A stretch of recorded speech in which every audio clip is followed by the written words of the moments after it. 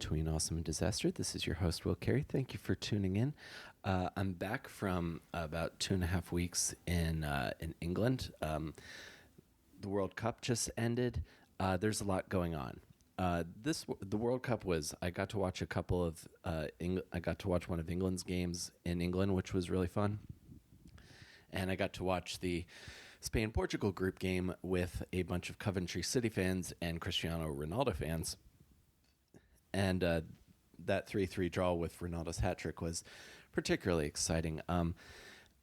I also had probably the best breakfast sandwich I've ever had in my life at a place called Dishoom. It was a bacon and egg non-roll. And the fact that I'm talking about food on the podcast means that it's that good. It was the only time I've been eating a sandwich and then called a waiter over to order a second sandwich before finishing the prior one. I hope you guys are having a good day.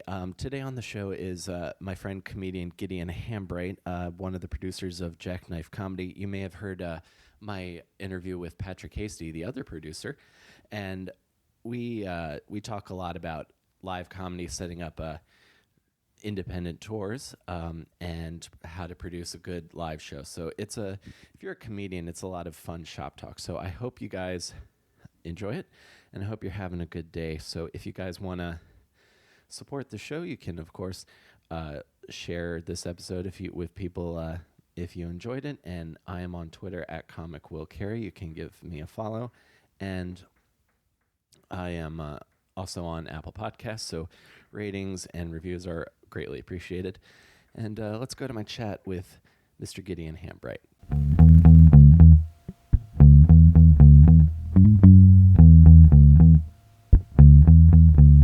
Getting booked as often as some people, but I'm definitely not getting booked often because sometimes I'll still go up and try to crush kill every set I do. And I've been to too many bar shows that are getting treated as open mics because I just see a lot of people sometimes a lot of premises getting thrown out. I'm just try a little bit.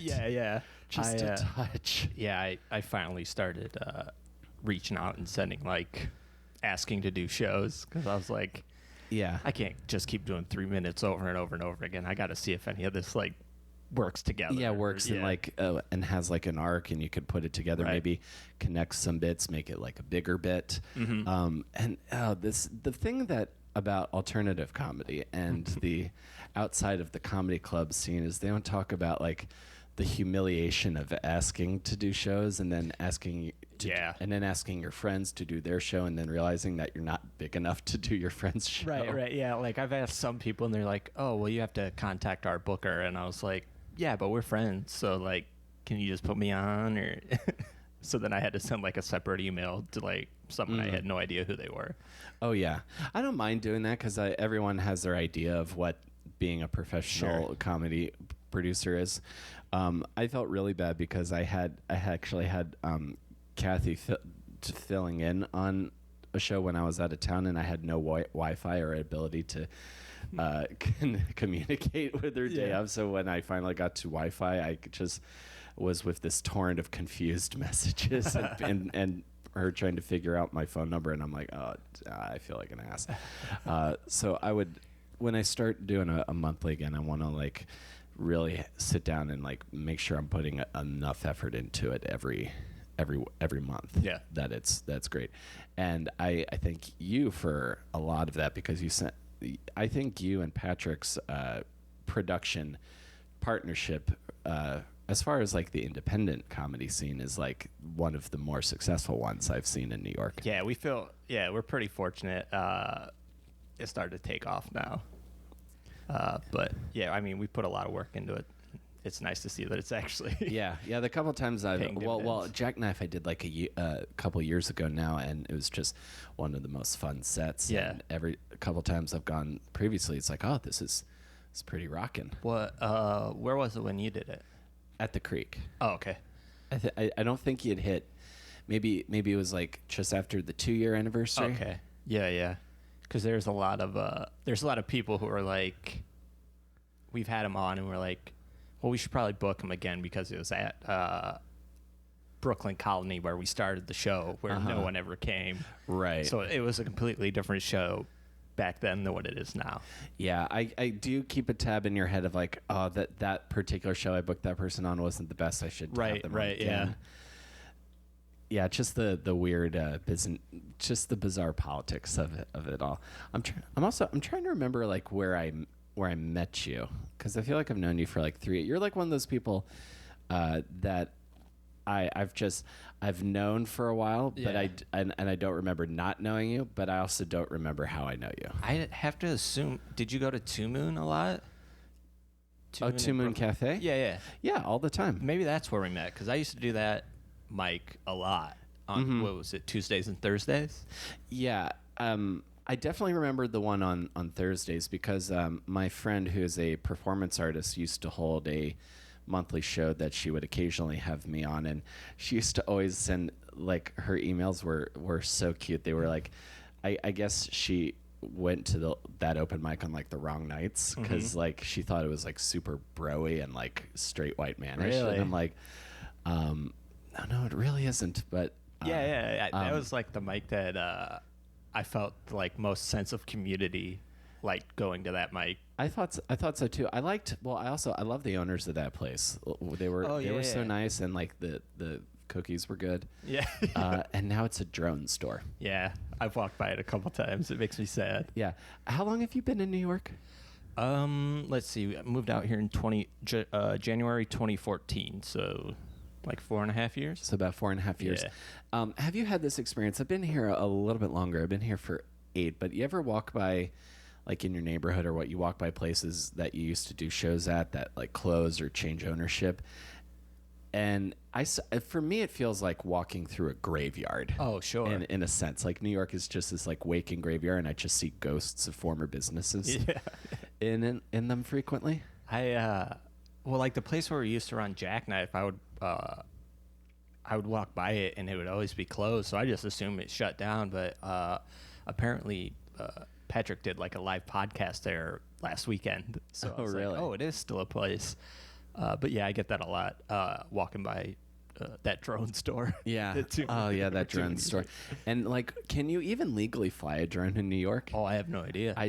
Like one time I was at my girlfriend's parents' house, and there was a drone just hovering right outside the window. Really? And I'm like, you cannot be allowed to do that. Right? Yeah.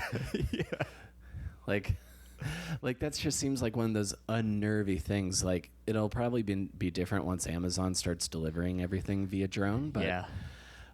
They just become a part of our lives, like iRobot. Do you think that like you'll have to look outside and wait for the drone, or will they build like an arm that can like knock on your door so that you know the drone's there?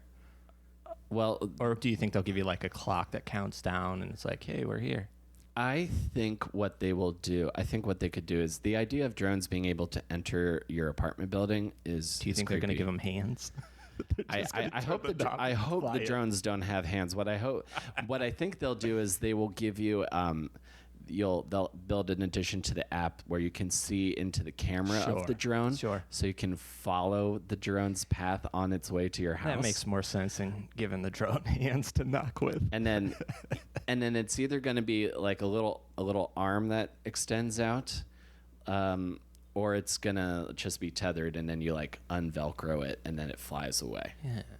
That's what eventually I think. What do you think the weight limit's going to be?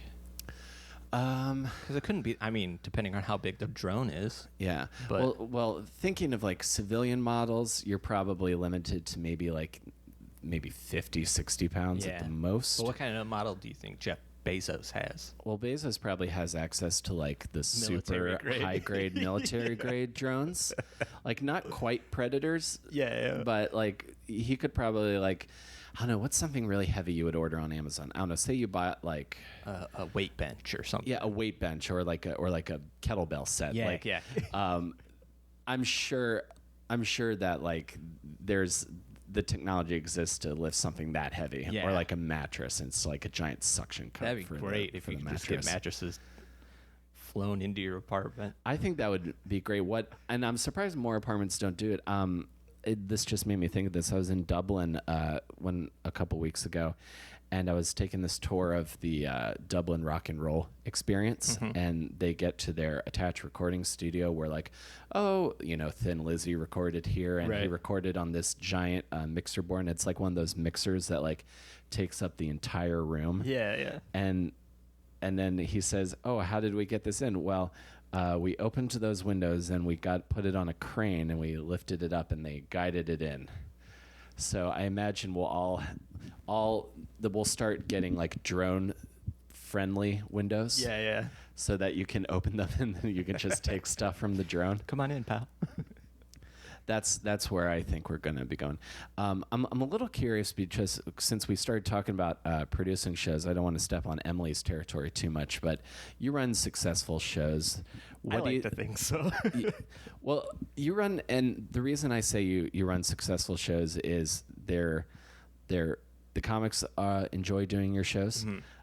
People enjoy coming to the shows, and people, I'm guessing, come back to the show. Sometimes. Yeah, sometimes. I'm sorry. What was the question? The question I didn't get to yet. So okay, my question is, I forgot immediately. my question to you is, what do you think helps your show stand out in New York amongst the other independently produced shows, and what is something that annoys you about people who produce shows in New York? I think a lot of it, as far as Jackknife's concerned, is just like the amount of like promotion and like pride that we take in the show. Like, there are a lot of shows like in New York where it's just like, hey, I've got a show, and that's it. It's like, there's no like excitement or enthusiasm. Yeah, or like any work put into it. It's just like, hey, I have this show. If you want to do it, you can do it. There might not be people there. We don't know, just a crummy bar show. But what we do is, I have a spreadsheet at home that it's got like 150 different like websites and like magazines and newspapers, and I submit our show to that every month. It takes me like 6 hours. And you start like 2 or 3 weeks out?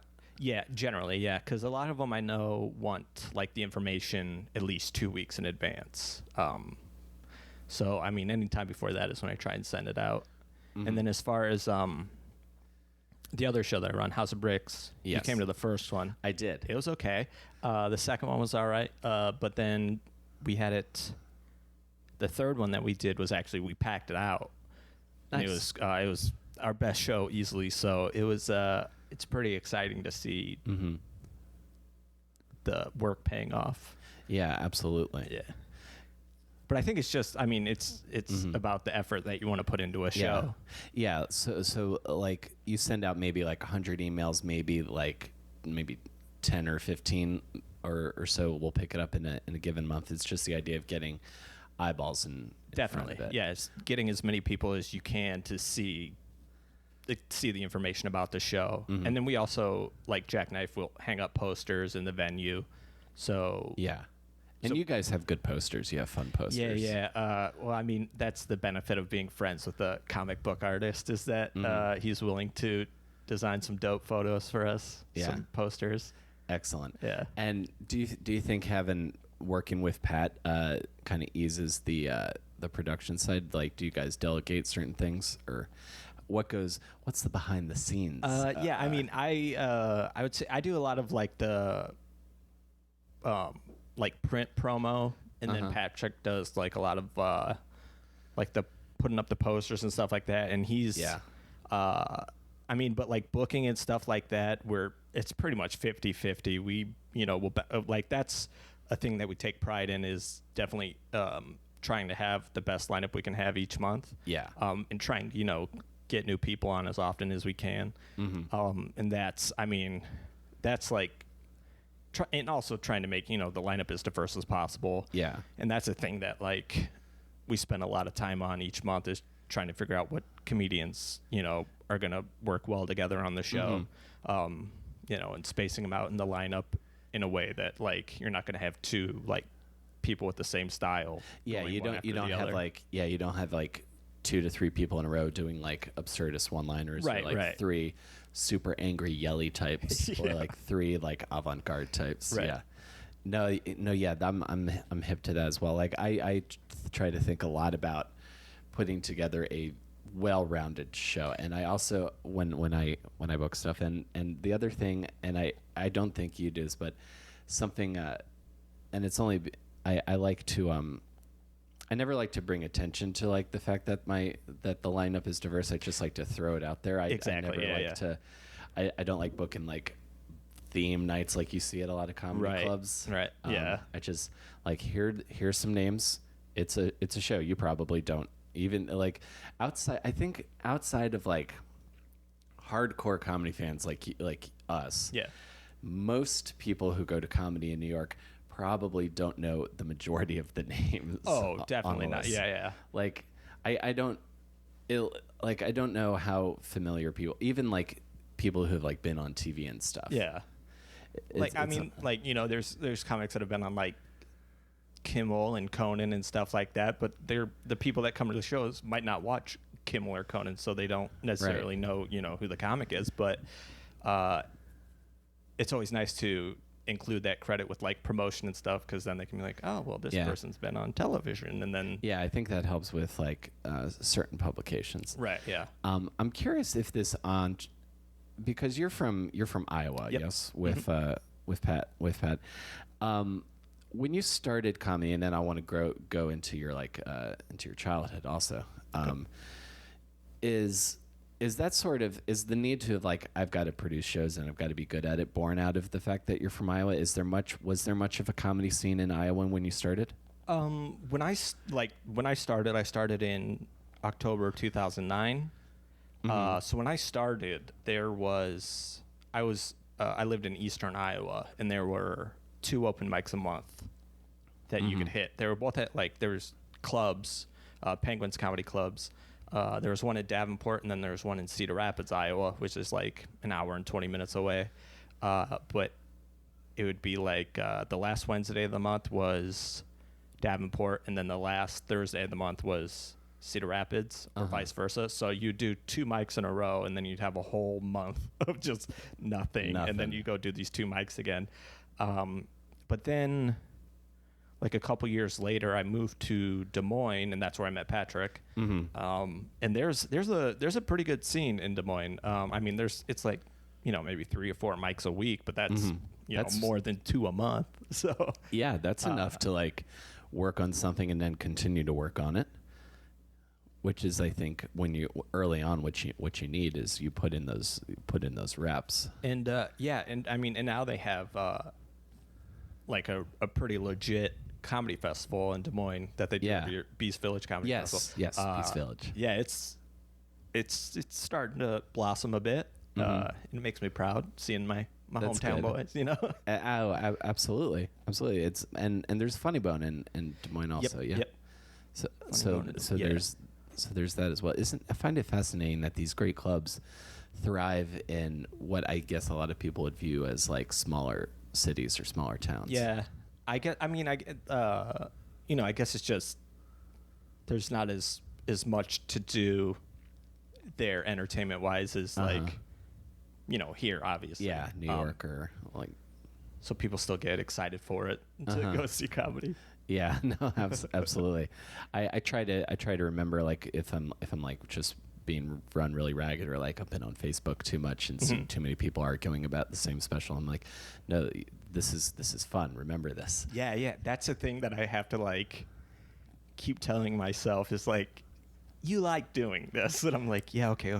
But that's like the thing that gets me so like angry when I go to open mics is just like the people who sit there stone faced the entire time. It's like, don't you like comedy? Like, isn't that why you like comedy? Pay attention, laugh, you know, have fun. Yeah. But then there's a lot of, you know, sour pusses out there. Yeah, I agree. That's why like if you're that miserable, maybe go to a movie one night and then, and then remember like, oh, it's enjoyable. I don't have to hate it. Yeah, I feel like, I mean, out here at least, there's a lot of people who like, you know, it's the feeling of if you don't do mics like every night, then you feel like you're like wasting away. But it's also like That's a good way to get burnt out. Really quickly. Yeah, very quickly. Yeah. Yeah, and then it also you're falling that trap of like your entire set is about comedy. Yeah. and doing open mics. Right. And that's not very marketable yet. Yeah.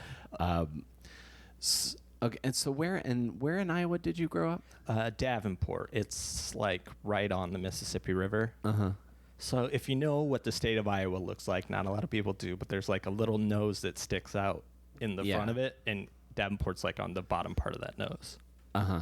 So right there. Nice. And like how big is Davenport? Because I'm from a pretty small town in Maryland, so I'm trying to compare. I think Davenport is like the third or fourth biggest city in Iowa. Uh-huh. I couldn't tell you what the population was, but it's a decent sized city.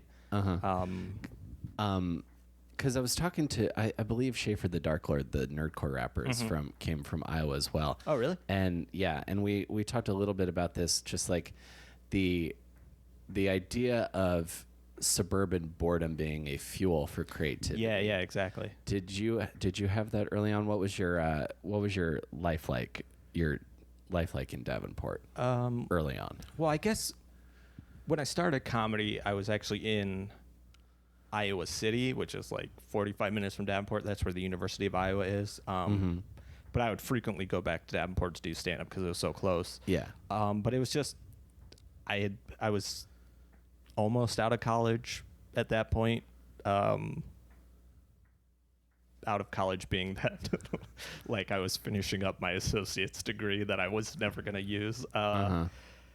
It was just that, and then like I would work and go to school, and then there'd be like nothing else, and I was like, well, I want to do something creative, so I started. And those open mics were there? Yeah. Those two open mics.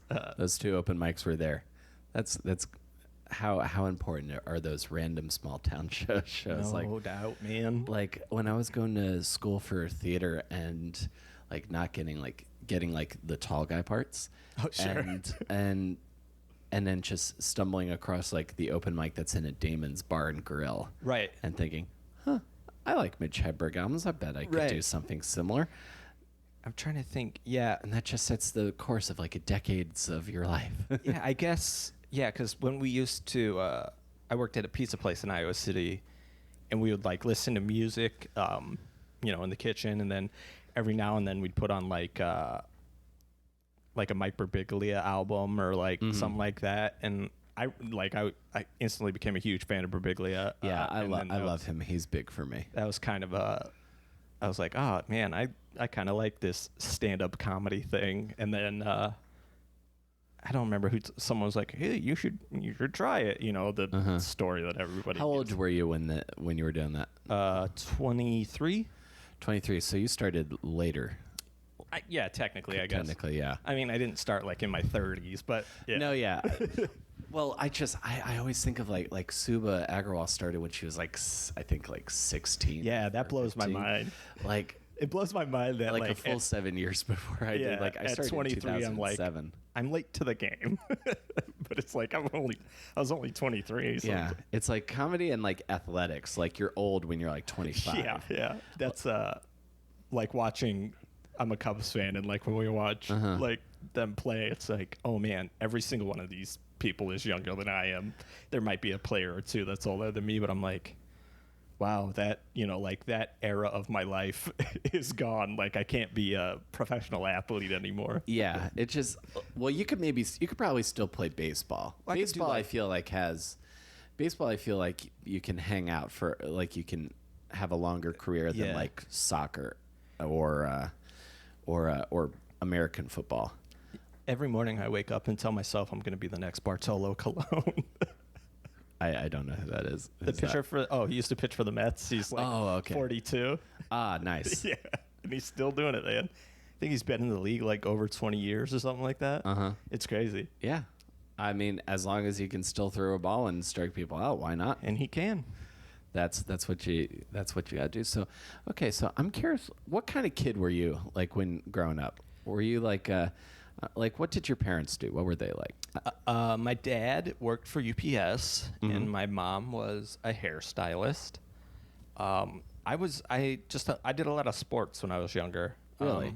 Yeah, I played baseball, golf, basketball. Played football a couple years, but I'm not a big guy. Yeah. I got ran over a lot. Uh-huh. And then I realized football wasn't for me. But yeah, I played baseball all the way up until I was in my early 20s. Uh-huh. From like, I don't know, 5 or 6. Yeah. So- Was that the trajectory? As far as what? Just Like, were you like I'm gonna be a professional baseball player? yeah, but I I'm wasn't going to be, but like in my head I was like, I could do this. But Yeah. then I was like, nah, I'm not gifted enough. Like I was a good baseball player, but I wasn't like a great baseball player. Like I was okay. Yeah. You could hit every now and then, but Yeah. But I Okay. wasn't getting a scholarship anywhere. sure. Okay. I didn't see you being athletic. I don't know why. I guess it sort of makes sense now that I think about it, but I never see anyone in comedy as like unless they're like physically like very ripped. I never see comedians Sure. as having any sort of athletic prowess. Oh like, yeah, I used to be in pretty good shape. I've let that fall by the wayside, but Yeah. I used to be. Well, me too. Well, just like staying out, like just being out really late most nights of the Yeah. week will definitely do to you, and like not sleeping. Oh yeah. Like it just and then like I always eat like an hour before I go to sleep. And it's never vegetables, it's never Oh, fruits yeah. or vegetables. yeah. No one's like, oh yeah. No comedian is like, oh my 24-hour grocery store's still open. I'm gonna go get 2 apples and I'm gonna eat that. I better go get some produce. Yeah, it's like just not very conducive to like healthy living, but I think that's part of why I'm attracted to it. Yeah. When I worked at a gas station in Iowa when I was in high school, and there was this. It was like a full service station, so like we would go out and pump people's gas and clean their windshields and stuff. And we worked with like these older guys who were mechanics. And there's Yeah. this one guy who had like he had a little bit of a pot belly, and we tease him because we were high school kids. And he was like, "You just wait, man. Your metabolism's gonna go, and the same thing's gonna happen to you." And I was like, "Nah, that'll never happen." And then immediately, just like immediately when I turned 30, it happened. Yeah, more or less. What I encountered is that I have not gotten to the point where I have changed how I eat. I just change where I am when I eat. Like I don't like eating certain things too far away from the apartment. Sure. Just because my body can't handle it anymore.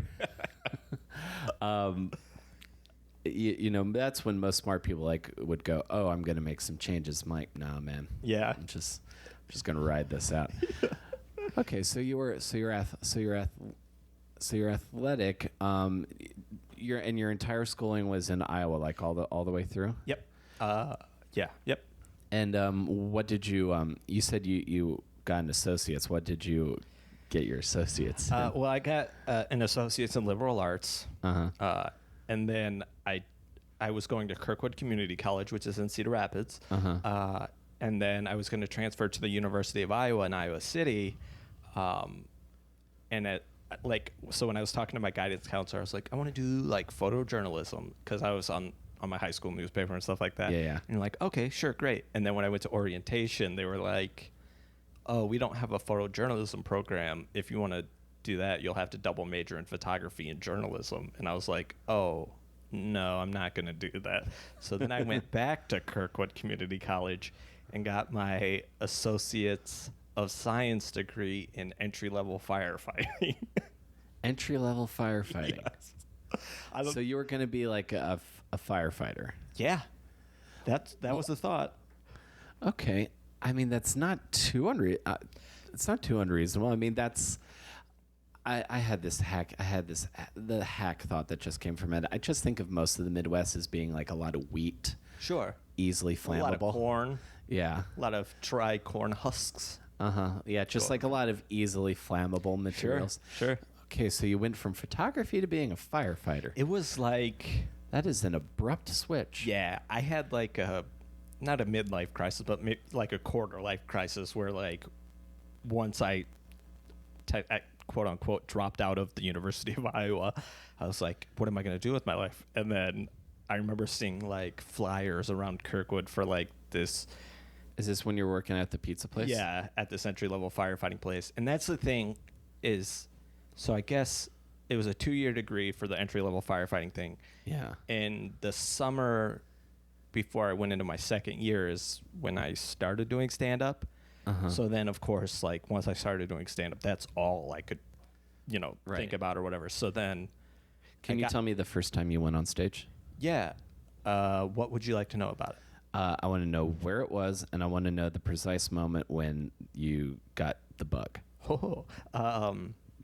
It was at Penguins in Davenport, Iowa, which used to be in like this old like train warehouse type thing. Like whatever, like the train would pull off, they'd empty whatever was on the train, and then freight house, I guess. Yeah, that sounds about right. Like the actual building where like not where you'd like go and buy your tickets. Right.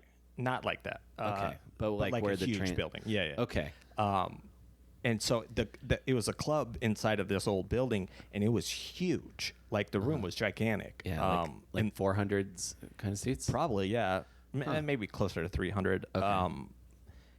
But the first time I did it, like it was relatively empty because it's such a big room. But like I had a lot of my family and my friends there. Like, and was it like a bringer show or? No, it was just an open mic. One of those open mic nights.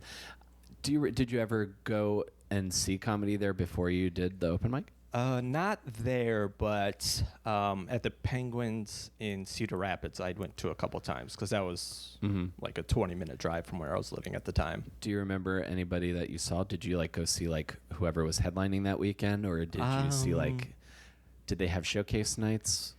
Yeah, I don't remember. I think I went to a couple mics and watched them there. Like I don't think I actually saw a show there. I think I just saw a couple open mics.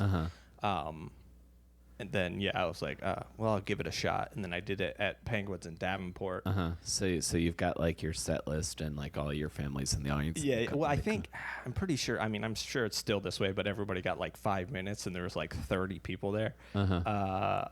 So it took forever. But the host, who I'm friends with now, but like I didn't know him back then, brought me up as Gideon.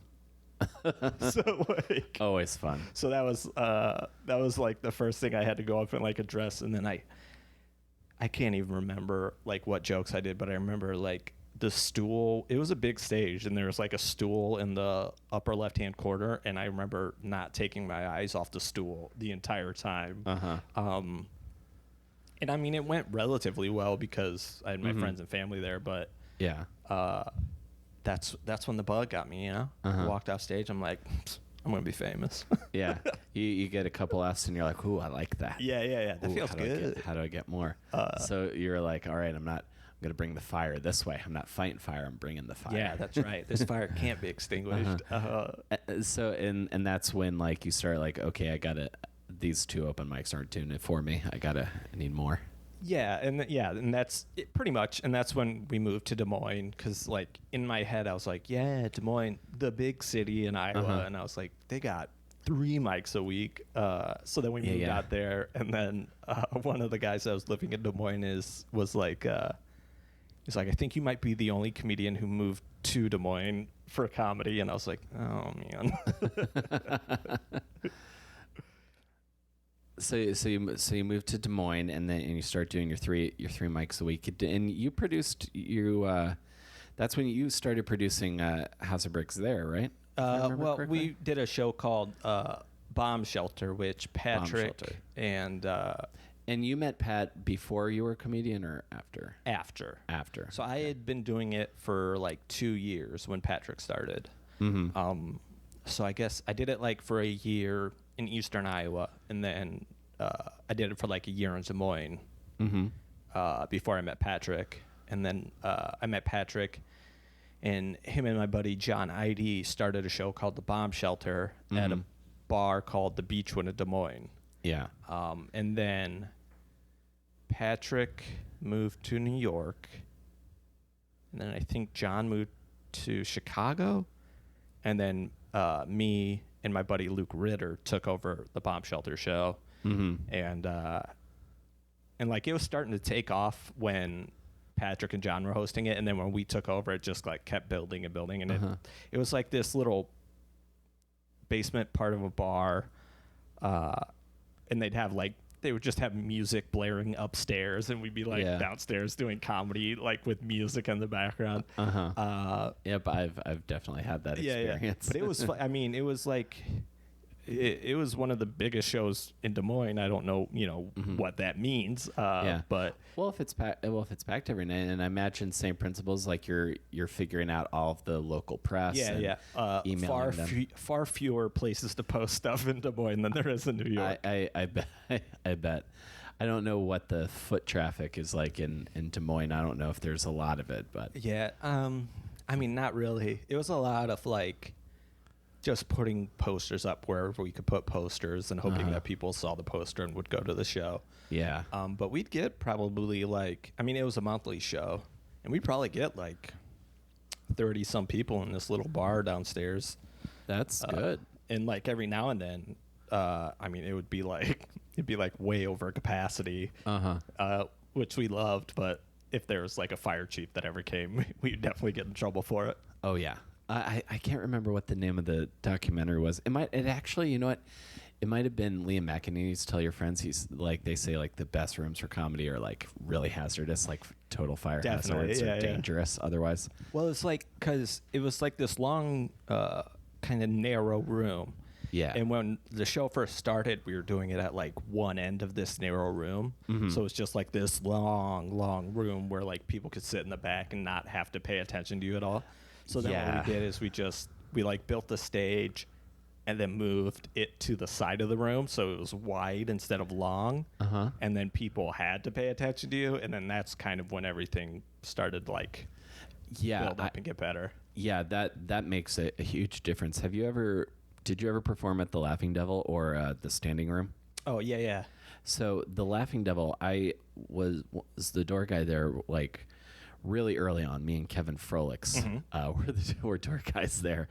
And that's the stage used to be at the far end of the room. Oh, really? And where the bathroom is? Yeah, next to where the bathroom is. And you could play to like the first 3 tables, but like once you got back to like table 7 or 8, they were completely checked out. Yep. And then move it to the center. And you kind of you got to be like a little bit of an oscillating fan. Yeah. But it makes the shows like pop so much better. Oh, definitely. I mean, the room that we did it in wasn't like that narrow. It was like a little more boxy than the standing room, but it's same concept essentially. Yeah, I love like little rooms. Granted, I would also love to know what it's like to do stand up in like a 1,200 seat theater. I hate, from what I've heard, like you kind of have to slow your pace down a little bit. Sure. But there's just something to like the sort of like the audience could fight you because they're like right there. Yeah. The vibe of like the little tiny spaces. So you're producing the show. Are you with Katie at this point? Yeah, I mean, Katie and I have been dating since the summer of 2004. We were on and off a little bit at the beginning, but then like, I mean, we've been together since. So yeah. So you were together before you were a comedian. Yes. The reason I ask that is because there's a couple of other people I know who have been with someone and then become a comedian, and I am curious if that change I'm curious if the change to being a comedian is welcomed or is like all right. Like how is Katie's reaction to you wanting to be a comedian? To be honest, she's been incredibly supportive the entire time, pretty much. I mean, she moved to Des Moines just because I said that's where I wanted to go to do comedy, and then she moved to New York and got a job out here so that we could actually move out here and I could pursue stand-up. Yeah, I mean, she still, I guess, technically believes in me. I think she does. I don't know her very well. Yeah. But she seems she seems lovely. Yeah. She still, she doesn't, as far as I can tell, she doesn't think that, at least yet, that we've made a mistake by moving out here. I guess it also helps that she has like a really good job. Mm-hmm. So if that wasn't the case, then who knows? But it might be a little different. Yeah. So so when did you think that you were going to start thinking about New York? I think we were always, at least in my mind, I was always planning on moving somewhere. I mean, I guess at that point it was either New York, Chicago, or LA. Yeah. And then Patrick moved out here, and I didn't know anybody else in any of those other cities, so I was like, well, I guess we're moving to New York. And then we moved out here. Let's see, Patrick moved out here and then came back to Des Moines for like 4 months or something like that, like over like Thanksgiving break or something like that. Yeah. And then we all moved back out here together and shared an apartment together. Well, that's a nice story. I like that. I like that because I sort of I already view you and Pat as this sort of like the best friend squad. Sure. Like the eternal, because you both have that eternal like Midwestern niceness. Sure. That I gravitate towards. Yeah. And I just love everything about that. So you get to New York and you live in Brooklyn. Initially, we were living in, I guess, and this is 2014? Yep. Yeah. Okay, so 2014. Because I got here in 2010 and was living in Sunset Park. Okay. Before it became trendy. I was the beginning of the problem. Yeah. I think, and this is when you still could get a $700 room in Astoria. Sure. Oh, those were crazy times. Crazy times. So Ditmas Park, and how is the adjustment to the city initially for you? Well, let's see. Had you ever been here before? Yeah, we had Katie and I had come out to visit like the fall before we moved out here. Mm-hmm. So like I guess before Patrick ended up moving back to Des Moines, we had come out and visit. Yeah. And then my dad had like a full size like conversion van, so we we got a U-Haul, filled it up with all of our stuff, and then me, Katie, and Patrick, my aunt and uncle, their niece, and then my dad all drove in the van like straight through to New York. It was brutal. I was in the back middle seat the entire time between Katie and Patrick. So I didn't get a lot of sleep in the back. Right. And then when we moved into our apartment at Ditmas Park, like the day we moved in, it was like hadn't been cleaned or anything, and all of the radiators were leaking in the apartment. Just water everywhere. No. So so when we got out here, I was like, we made a mistake. Was it the summer or the winter? Winter. Oh, and all the radiators are leaking. Mm-hmm. And like there was the radiator pipe in Katie and I's room. The top part, like where it went into the ceiling, it was just like bubbled because like water had been dripping into it. So it was a nightmare at first, but then eventually once everything got fixed, it was fine. Yeah, things started smoothing out. Yeah. And how quickly after you and Pat moved back here that you started like producing shows and becoming the dynamic comedy force that you are? Let's see. So June is our anniversary month for the show. So I guess we had been out here for 5-ish months. Mm-hmm. And you just hit 4 years? Yep. Nice. Yep. We it was just kind of a thing that we were both like, well, we ran this, great show, decent show in Des Moines, and we're like, we like running shows and stuff, so let's try and set one up here. And then we just kind of went into bars and we're like, hey, would you want to do a comedy show here? And then, one of them was like, okay. So then we started doing it there. Yeah, and then so I mean we've been in a couple different venues actually. We started at one. That was Brooklyn Colony. Yeah, and it was like. And where is that? It's on Fourth Avenue, in Brooklyn. So like in the Gowanus Park Slope area. Yeah, okay. Not a lot of foot traffic. It was hard to get people to that show. Yeah, definitely not. I can imagine so. But so there's they had the bar is a really long bar, but there's 3 sections to it. There's this front area where you would walk in, and there's just a couple high top tables there. Yeah. And then you go down this little ramp, and then there was the bar area, and there's a stage behind the bar. But then there was another ramp that went up on the other side. Yeah. And then there's a pool table in this back room. This pool table. It was probably 20 feet by 15 feet, something like that. Yeah.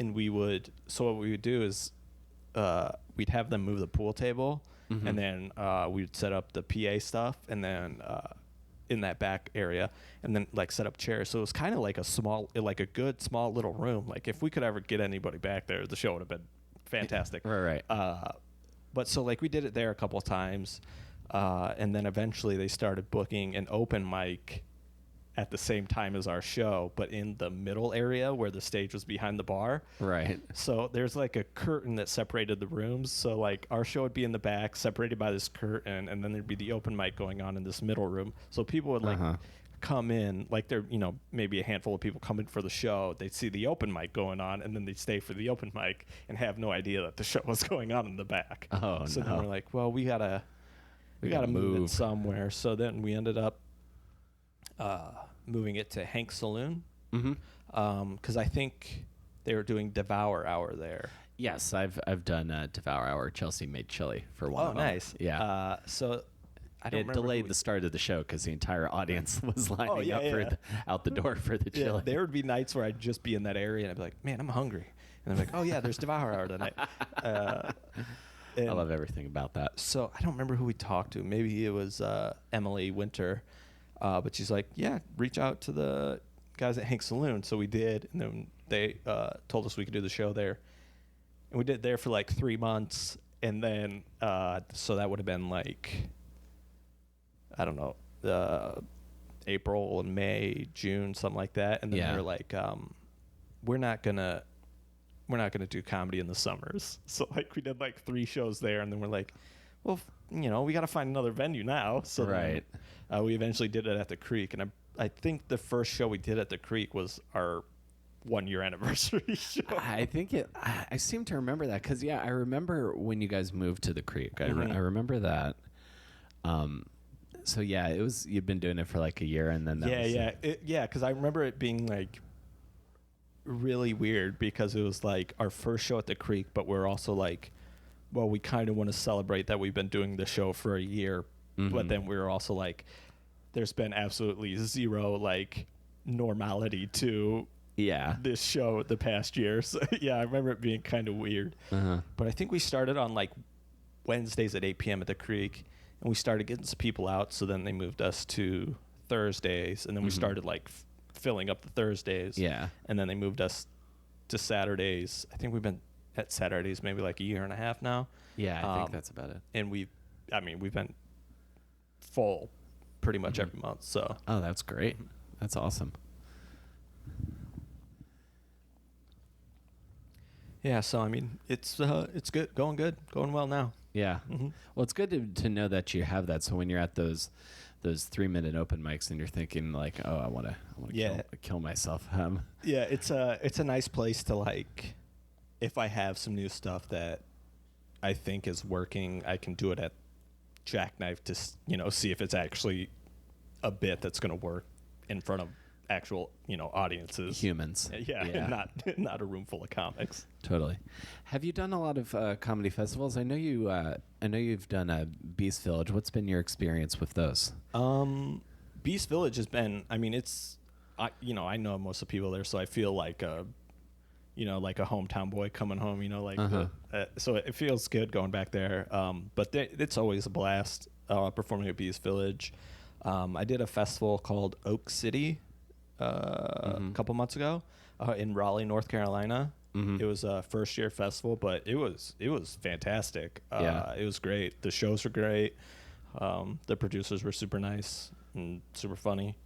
That I really haven't had too many bad festival experiences. I had one. I did like. What was that one? You don't have to know the name of it. Name it. I just want to know the story. It was in.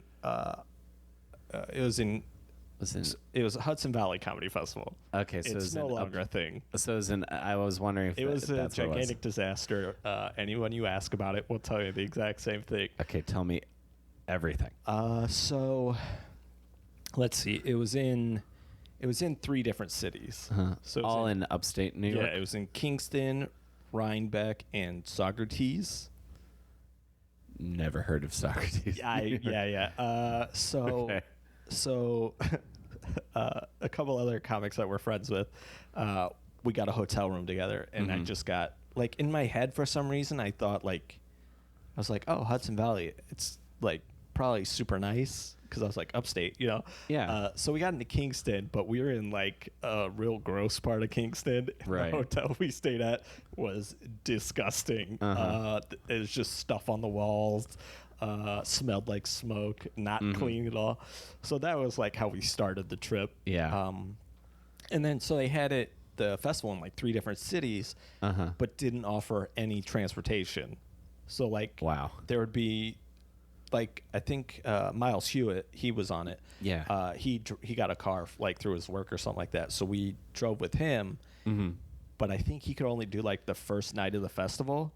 Yeah. So like the first couple shows we had a ride to because Miles was driving, and then he left, and there's still like 2 more days of the festival, and like I like the shows in Kingston we could get to because like it was in the city, but then like Rhinebeck and Saugerties were like we have no way to get there. Like they're like a 20-minute drive. Yeah. So like we don't have a car. Like how are we supposed to get to these shows? Exactly. In upstate New York, Uber is just a guy you text. Yeah.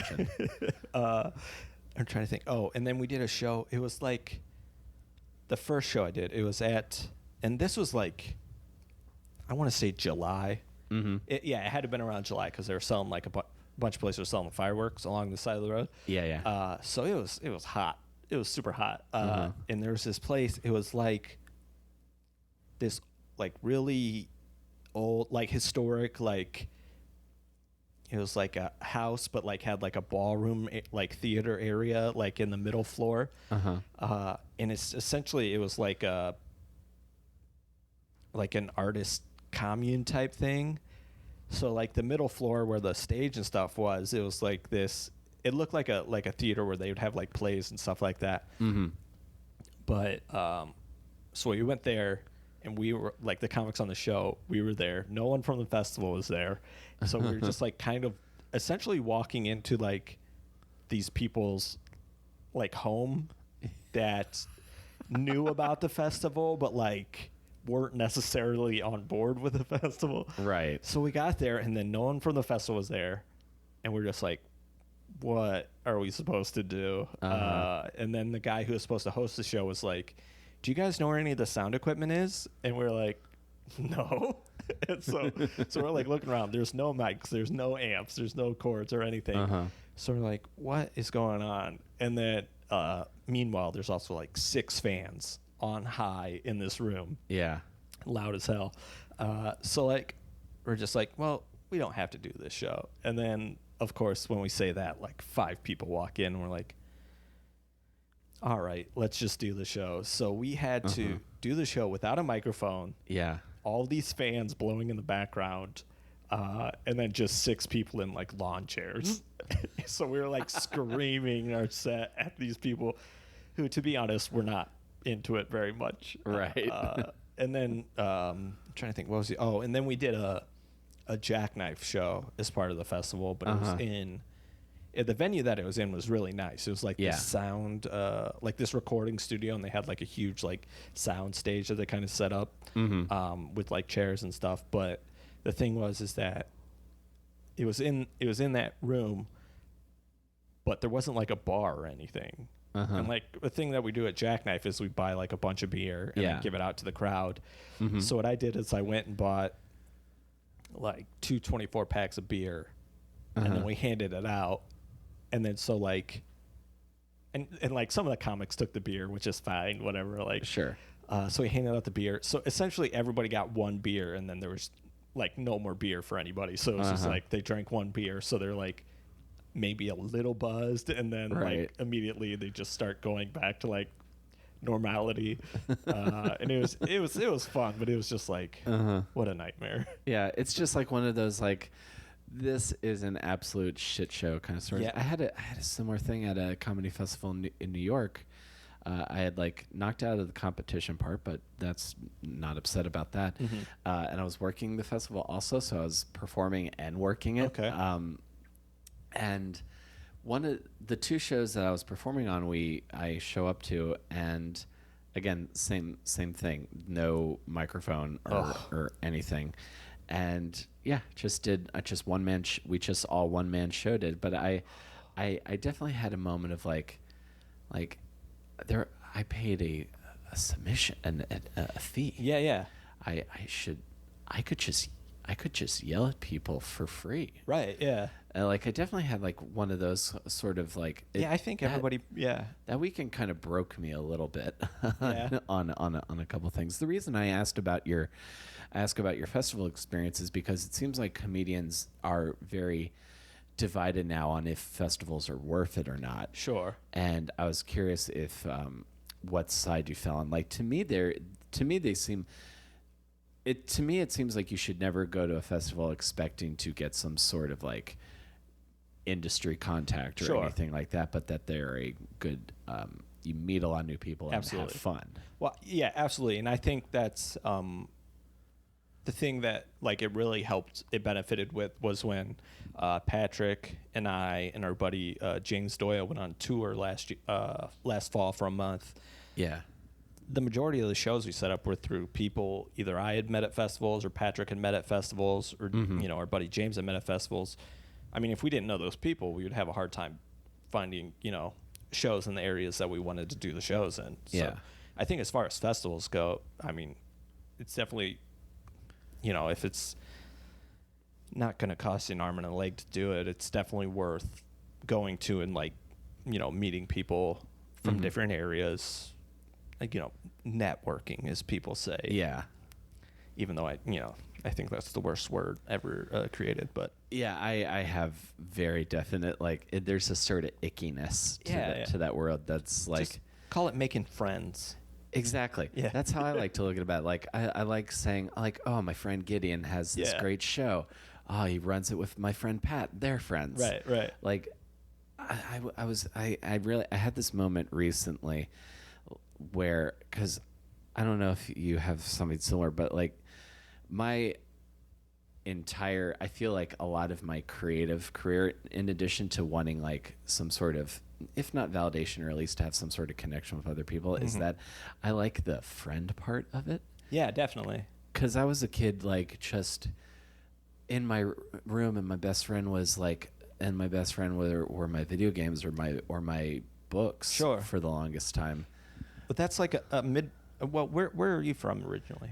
Maryland. I'm from Calvert County, which is where the Patuxent River and the Chesapeake Bay meet. Okay. So the mall was an hour and a half drive to Waldorf. My friend's house was a 20-minute drive, and I didn't get my learner's permit until I was like my last year of high school. Oh, wow.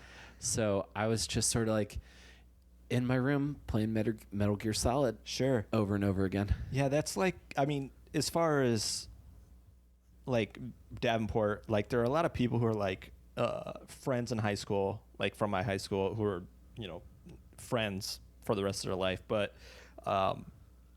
like that was the thing, is like I had friends in high school that people I was friends with, but like, I don't talk to any of those people anymore. Like, yeah, I mean, there's a couple that like I stay close to, but the majority of my friends now are people that I do comedy with, and like good friends, like not just like acquaintances that I run into, like. Yeah, so I made a lot. Absolutely. Like if I ran into you, we could have like a real conversation. Right. Yeah. like we're doing right now. Exactly. um, and then there's like a common language. Like I guess it's like the same way. Like, you know, if you run into anyone who does like a thing that they're really into, and you're also really into that thing, Right. there's that sort of like feeling of not being alone, which is Sure. what I've just been chasing for so long. Yeah. It's so weird. Like stand-up is weird that way. It's like so like solitary, but at the same time, like you're around all these people, but at the same time, you're so alone. So alone. And and that's why, like, same with New York. Everyone, you are never alone, but you're alone all the time. Yeah, definitely. It's a weird dichotomy. And then, like, I'm even like, I want to be around things, but I also want no one to bother me. Yeah, yes, exactly. That's the thing that I like, an argument I have with myself every day. It's like I'll wake up and be like, I just need to go out and I need to be around people, and then I'll be like, nah, I'll just stay on the couch. It's just every day it's a battle. Yeah, me too.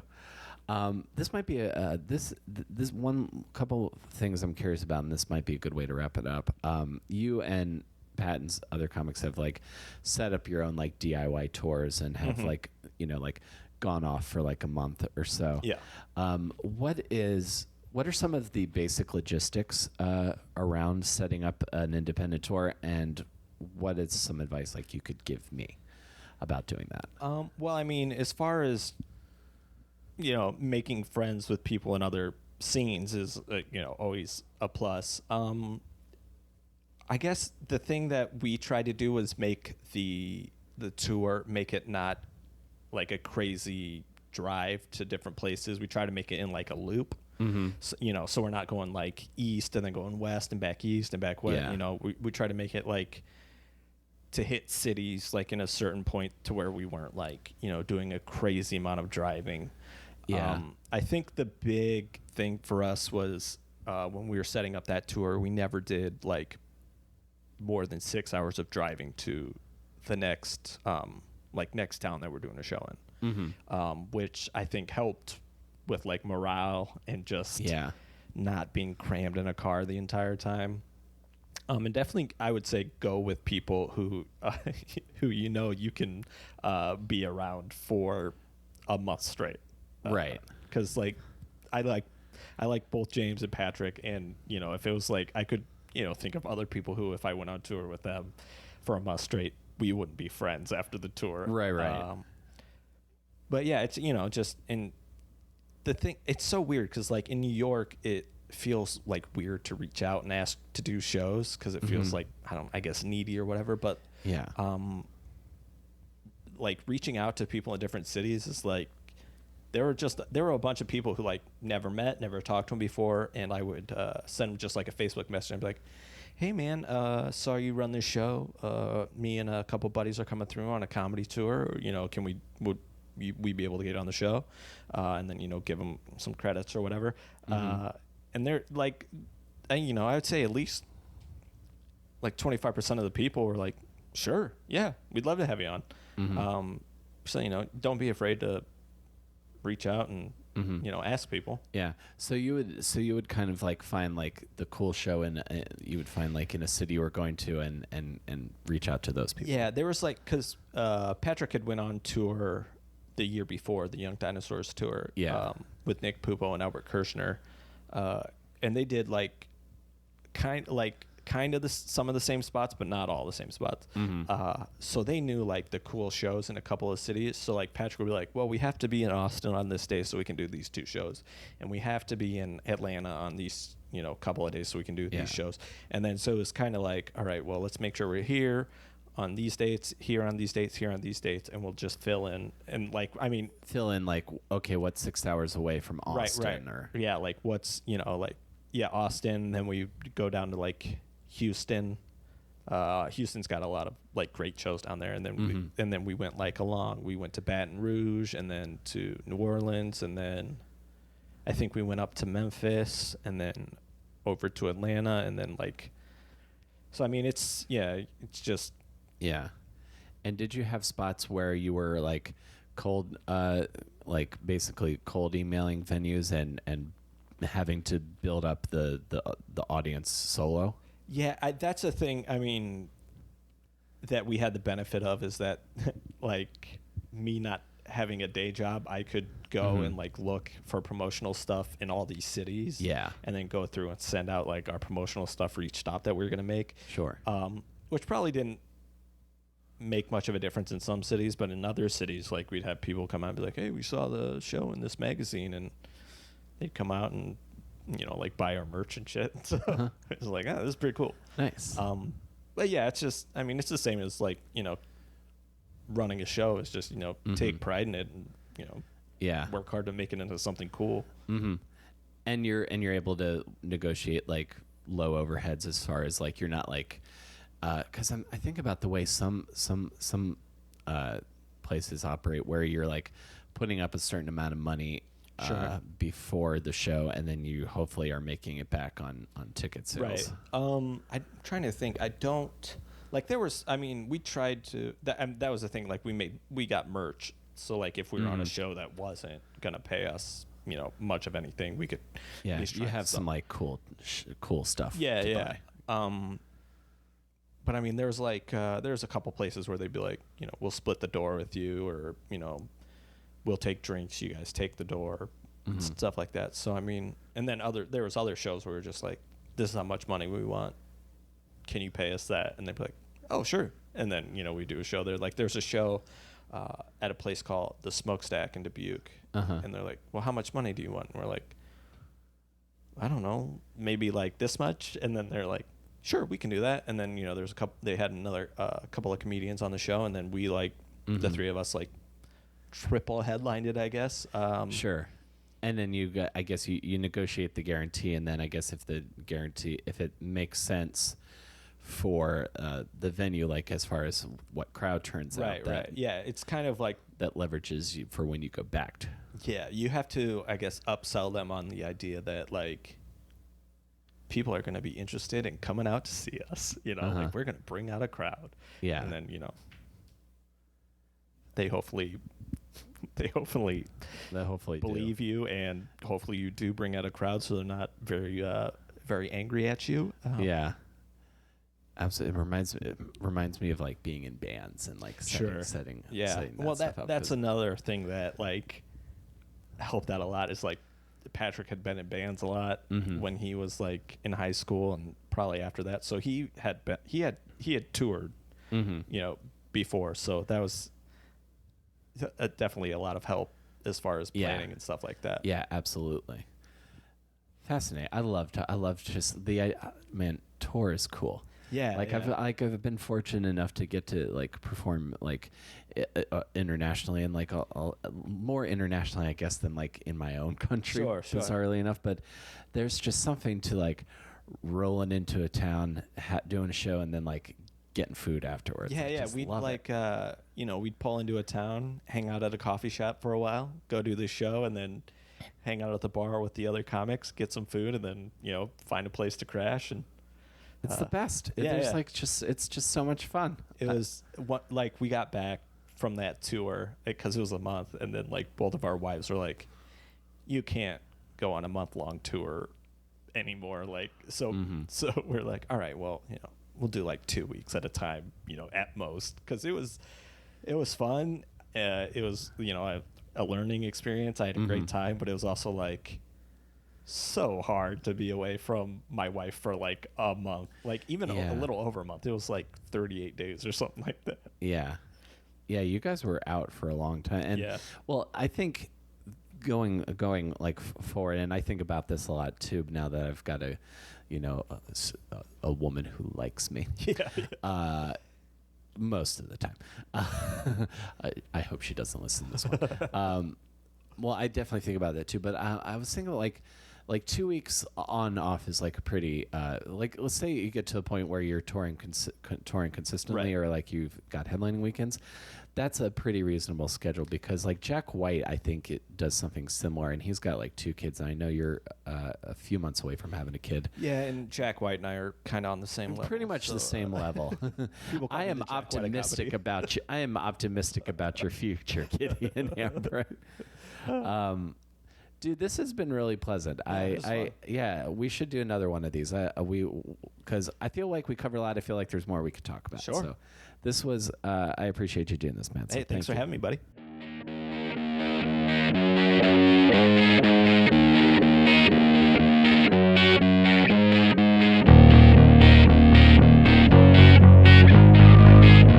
Okay, folks, that's our show for this week. Thank you again. If you enjoyed it, please feel free to tell a friend. We are on Stitcher and Apple Podcasts, and you can follow me on Twitter at @ComicWillCarey. A lot of useful information talking to Gideon. I would like to be able to tour more.